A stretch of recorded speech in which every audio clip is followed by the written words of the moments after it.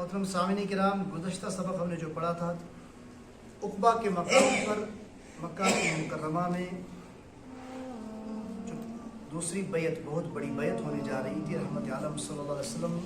کا، اس بیعت ہونے سے پہلے 75 افراد 75 مسلمانوں سے خطاب، یہ ہم نے کل سبق پڑھ لیا تھا، 95واں سبق تھا کل، آج 96واں سبق ہے۔ تو رحمت عالم صلی اللہ علیہ وسلم کے مکمل خطاب کے بعد، اس بیعت کے مکمل ہونے کے بعد، حضرت ابن عبادہ رضی اللہ تعالیٰ عنہ نے ان 75 افراد مدینہ کے رہنے والوں سے مخاطب ہو کر فرمایا تھا کہ جب ہم بیعت کر لو گے، ایک عہد کر لو گے نبی محترم صلی اللہ علیہ وسلم کے ساتھ اور اللہ کے ساتھ، تو اس کے بعد آپ کو یہ معلوم ہونا چاہیے کہ پورا عرب اور عجم ہمارا مخالف اور ہمارا دشمن ہو جائے گا۔ اور ظاہر سی بات ہے، مشرکین کی کشمکش تھی اس دوران ان دنوں، اور مشرک بھی ہمارے زیادہ دشمن ہو جائیں گے اور یہودی بھی ہمارے کافی دشمن ہو جائیں گے، کیونکہ ہمارے تعلقات ان کے ساتھ ہیں۔ بہرحال بیعت کی سنگینی اور حضرت عبادہ رضی اللہ تعالیٰ عنہ کا بیان بھی ہم نے کل پڑھا تھا۔ آج کا جو سبق ہے 96واں سبق، بیعت کرتے وقت مصافحہ کرنا۔ جو بیعت کرتے وقت ہاتھ کے اوپر ہاتھ رکھا جاتا ہے اور ایک عہد لیا جاتا ہے، اس کے بارے میں یہاں یہ بات یاد رکھنا بھی ضروری ہے کہ نبی محترم صلی اللہ علیہ وسلم بیعت کرتے وقت مردوں سے مصافحہ فرماتے تھے، کیونکہ ان 75 افراد میں سے 73 افراد تو مرد تھے اور 2 خواتین تھیں، تو لیکن عورتوں سے کبھی نہیں مصافحہ فرمایا، بلکہ ان کو صرف بیعت کے الفاظ کہلوائے اور زبانی وعدہ لے کر فرماتے تھے جاؤ تم سے بیعت لے لی گئی ہے۔ ام المومنین حضرت عائشہ رضی اللہ تعالیٰ عنہ فرماتی ہیں کہ جو عورتیں ہجرت کرنے کے لیے آتی تھی اور رسول محترم صلی اللہ علیہ وسلم کے ساتھ بیعت کرنے کے لیے آتی تھی، تو رسول محترم صلی اللہ علیہ وسلم ان کو سورۃ الممتحنہ کی 12ویں آیت پڑھ کر ان کی شرائط کے مطابق زبانی بیعت لے کر فرمایا کرتے تھے کہ اب تم چلے جاؤ، تمہاری بیعت ہو چکی ہے، میں نے تم سے زبانی بیعت لے لی۔ حضرت عائشہ رضی اللہ تعالیٰ عنہ یہ بھی فرماتی ہیں کہ خدا کی قسم، بیعت کرتے وقت رسول محترم صلی اللہ علیہ وسلم کا مبارک ہاتھ کبھی کسی عورت کے ہاتھ کے اوپر، کبھی کسی عورت کے ہاتھ کے ساتھ نہیں لگا، بس صرف زبانی بیعت فرماتے تھے۔ اور کسی موقع پر خود نبی محترم صلی اللہ علیہ وسلم نے بھی فرمایا، میں عورتوں سے مصافحہ نہیں فرماتا، نہیں کرتا، بلکہ جس طرح اللہ تبارک و تعالیٰ نے اطاعت کا پکا وعدہ لیا ہے، ویسے ہی میں بھی پکا وعدہ ان سے لے لیتا ہوں۔ اس بیعت میں 73 مرد اور 2 عورتیں، حضرت نسیمہ بنت کعب رضی اللہ تعالیٰ عنہ اور حضرت اسماء بنت عمرو رضی اللہ تعالیٰ عنہما بھی تھی۔ اس موقع پر بھی مردوں سے مصافحہ کر کے بیعت لے لی گئی، جبکہ ان 2 خوش نصیبوں سے زبانی بیعت لی گئی۔ اب اس بیعت مکمل ہونے کے بعد نبی محترم صلی اللہ علیہ وسلم نے 12 سرداروں کو منتخب کیا ان 75 افرادوں میں سے، جس کو نقیب کہا جائے، نقیب کا لقب دیا گیا۔ جس وقت بیعت کی یہ بات اختتام پر پہنچی تو رحمت عالم صلی اللہ علیہ وسلم نے فرمایا، جس طرح حضرت موسیٰ علیہ السلام نے بنی اسرائیل میں 12 سردار مقرر فرمائے تھے جن کو نقیب کہا جاتا ہے، اور جس طرح حضرت عیسیٰ علیہ السلام کے 12 حوارین تھے، یعنی کہ 12 مددگار تھے، 12 مدد کرنے والے افراد تھے،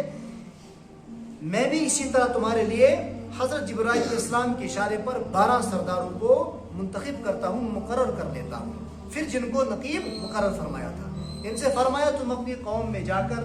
ان کے ساتھ رہ کر انہیں بیعت میں جو باتیں کہی گئی ہیں، جو عہد لیا ہے نبی محترم صلی اللہ علیہ وسلم کے ہاتھ پر، وہ بیعت کی بات ان کو یاد دلاتے رہنا اور ان کو عمل کرواتے رہنا۔ اور جو خوش نصیب سردار اور نقیب بنے، ان کے اسماء اکرامی یہ ہیں: قبیلہ خزرج، کیونکہ مدینہ سے جو آئے تھے 2 قبیلے کے آئے تھے، قبیلہ خزرج میں سے یہ حضرات اسد بن زرارہ، رافیہ بن مالک، عبادہ بن صامت رضی اللہ تعالیٰ عنہ، یہ 3 حضرات بیعت عقبہ اولیٰ میں بھی شامل تھے، جو پہلی بیعت ہوئی تھی۔ سعد بن ابن ربیعہ، سعد ابن ربیع، منظر ابن عمر، عبداللہ ابن رواحہ، برا ابن معرور، عبداللہ ابن عمر رضی اللہ تعالیٰ عنہ اجمعین۔ قبیلہ اوس میں سے 3 حضرات، دوسرا قبیلہ جو تھا اس میں سے 3 حضرات تھے: اسید بن حدیر، سعد بن حشمہ،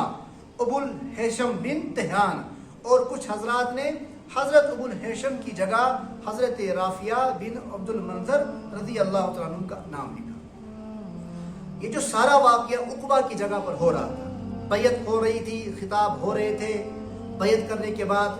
جو نبی محمد صلی اللہ علیہ وسلم نے مسلمانوں سے فرمایا، اس سب کو دیکھ کر ایک وہاں پر مشرکین مکہ کا ایک فرد تھا جس کا نام یہاں پر سیرت نگار نے لکھا کہ شیطان کی پکار۔ یہ بیعت والا کام جب اختتام کو پہنچا کہ ابلیسی لشکر کے کسی شیطان کو معلوم ہو گیا، کیونکہ یہ رات کے وقت میں بیعت ہو رہی تھی۔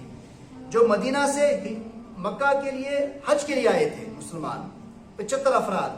ان کے ساتھ مشرک بھی حج کے لیے تھے، لیکن انہوں نے ان مشرکوں کو بھی خبر نہ دی تھی۔ رات کے پہلو میں یہ رات کو بیعت ہو رہی تھی، لیکن ایک شیطان کو خبر لگ گئی کہ کچھ ہو رہا ہے عقبہ میں اور کافی تعداد میں مسلمان جمع ہیں، اور اس نے کیا کیا، اونچی پہاڑی پر چڑھ کر زور زور سے چلانے لگا، شور مچانے لگا، او خیمے والو، او مکہ والو، تمہیں معلوم نہیں محمد رسول اللہ صلی اللہ علیہ وسلم اور ان کے ساتھی تمہارے ساتھ جنگ کرنے کی سازش کر رہے ہیں، عقبہ میں جنگ کے لیے صلاح مشورہ کر رہے ہیں۔ یہ چیخ چیخ کر پہاڑی پہ چڑھ کر چیخنے لگا۔ لوگوں نے یہ انوکھی آواز سنی تو حیران ہو گئے، مگر پیارے آقا حبیب صلی اللہ علیہ وسلم نے تسلی دیتے ہوئے فرمایا مسلمانوں سے، آپ اس کی طرف توجہ نہ دیں، یہ اس علاقے کا سب سے بڑا شیطان ہے، چاپلوس ہے، اور فرمایا